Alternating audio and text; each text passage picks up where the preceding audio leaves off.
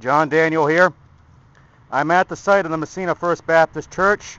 About 3 hours ago I wrote on Facebook that I would be tying myself to the church in protest of its destruction. And I didn't have the chains, but I have a pair of handcuffs, and I'm going to handcuff myself now here to the church door. It's very cold out. This is difficult to do. Very difficult to do. I had to bring a chair, but it's the way to do it. I have plenty of clothing on.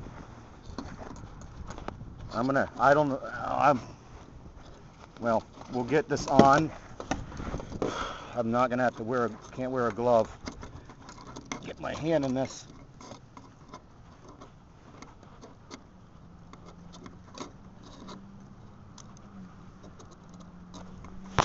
Okay, I've done it. I could get out of this easily. I know how to do it. Basically, over 2 years ago, myself and a man named Richard Brummel, who has since left Messina, tried to save this church. It had a price tag, a very high price tag on it, and people tried to buy it, but they had no luck. And there were one private message I got from somebody about the church, told me they wanted to buy it and turn it into a bed and breakfast, but I don't know if that's true or not. But they said the way the system is in Messina, they couldn't do it. I predicted long ago, when the church went up for sale, that a certain, I'm not going to name his name, a developer in Messina would get the church, and my prediction came true. It's kind of eerie, but I somehow knew. The reason I'm doing this is Messina has lost too much of its heritage over the years. Too many of our historic structures have been destroyed. In a church this old that has stood since 1859 should continue to be here in Messina.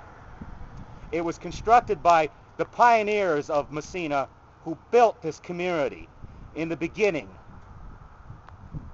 And they loved their church back then, and I'm sure if they were around, they would understand what I'm doing today more than 100 years later. I'm doing this in honor of the pioneers of Messina, New York, and all those souls who belong to the Messina First Baptist Church.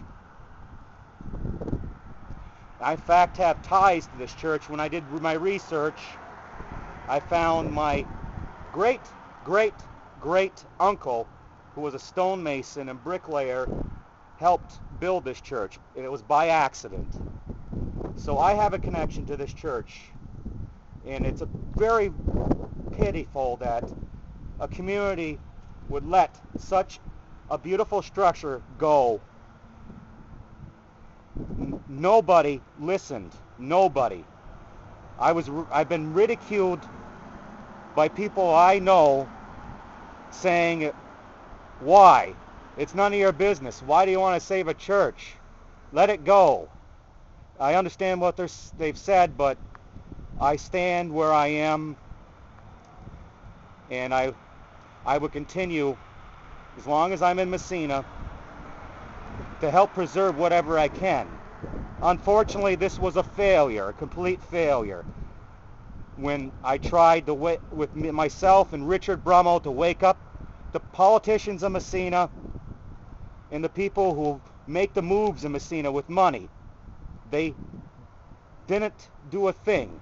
Even 500 signatures on a petition to save this church did not do a thing. It didn't save this church. If this church was just located someplace else, it would not be demolished. So I'm going to stay here for 1 hour. 1 hour in honor of the pioneers of Messina, New York, and the people who built this church.